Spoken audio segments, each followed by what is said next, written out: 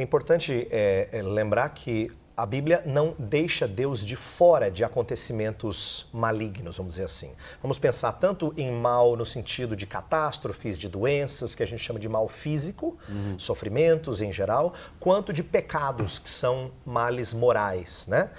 Deus não fica de fora dessas coisas. Nós poderíamos citar exemplos. Isaías capítulo 10 é um texto clássico que fala que a Assíria seria levantada por Deus para castigar as nações e depois seria punido pela sua soberba, por achar que ela fazia isso pelo seu próprio poder, né?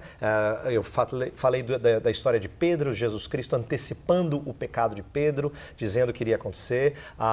Tem histórias no Antigo Testamento em que Deus fala que o filho de Davi deitaria-se com as mulheres de Davi depois dele. Quer dizer, Deus está não só adivinhando o futuro, ele está dizendo que vai acontecer e em muitos casos ele diz, eis que eu faço isso. Ele fala, eu levanto os caldeus para Abacuque. O próprio caso de Judas. Exato. Né? É o caso clássico no Novo Testamento. Ele diz em Isaías 45, ele fala para o povo persa que entendia que tinha um Deus bom, um Deus mau, dizendo que ele era o criador de luz e de trevas, ele cria o bem e o mal. Em que sentido Deus está ensinando isso? Ele está mostrando que quando o mal acontece, Deus não fica só assistindo.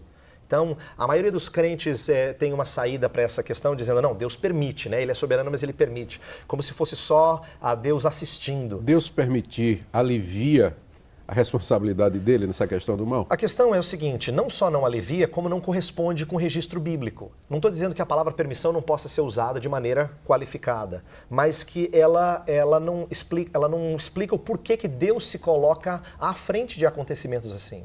Ele fala que ele vai fazer isto e vai fazer aquilo e fazer aquilo. Agora, a questão da responsabilidade. Quando a gente fala de mal moral, de nossas escolhas, é importante lembrar que Deus não nos torna responsáveis se nós somos autônomos, porque não existe autonomia na Bíblia.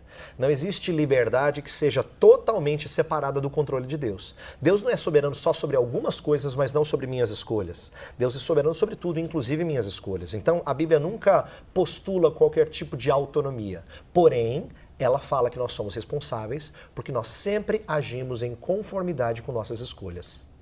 Professor Leandro, como é que eu consolaria uma mãe cujo filho foi assaltado e baleado e morto?